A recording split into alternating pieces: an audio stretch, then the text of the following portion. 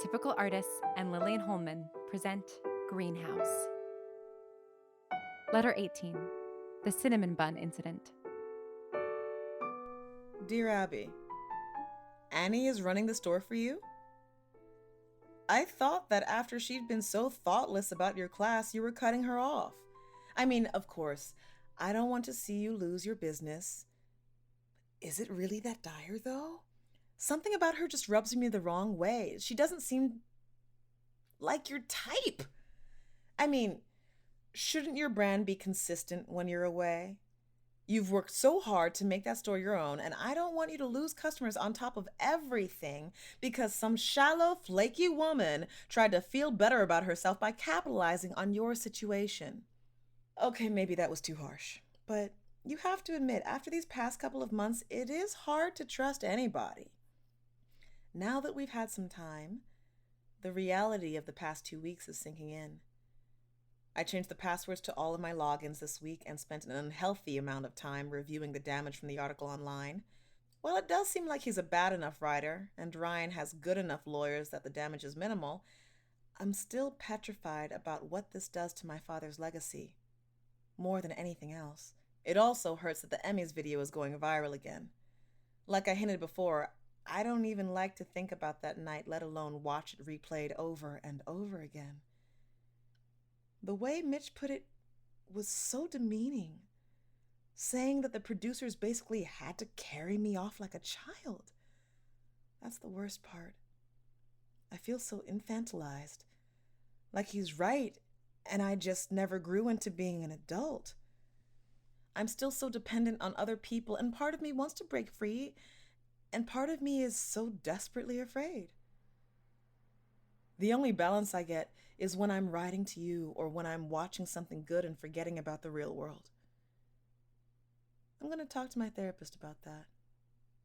Did I mention I finally made an appointment? Her name is Tamara, and she does it via video conferencing, so I don't even have to leave. It's great. I'll let you know how it goes. I know I should be excited, but honestly, it is just one more thing that I'm petrified about.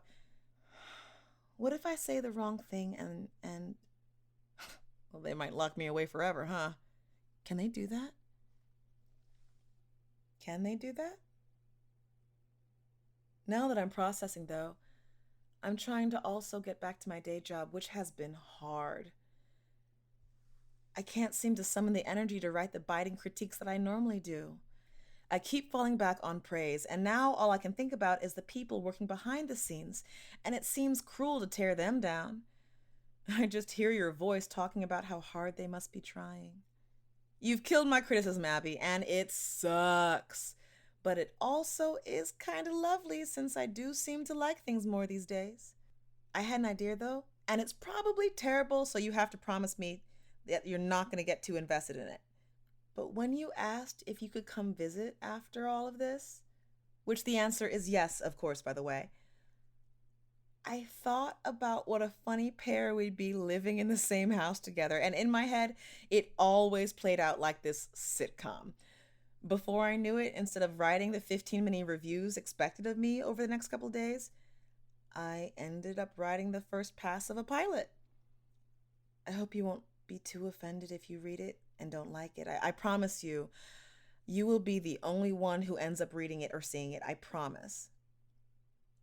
I had a lot of fun writing it, though. I really did. I had so much fun writing it, so I could imagine writing more. Agoraphobia, it isn't funny, but I found it oddly therapeutic to write jokes about my day-to-day, which can be a bit ridiculous. You'll notice the pilot alone is called The Cinnamon Bun Incident, so you're in it. I'll also make sure, if we ever make it, to make sure that whoever plays you is totally fabulous. Maybe that will make up for the article more than any searing takedown would.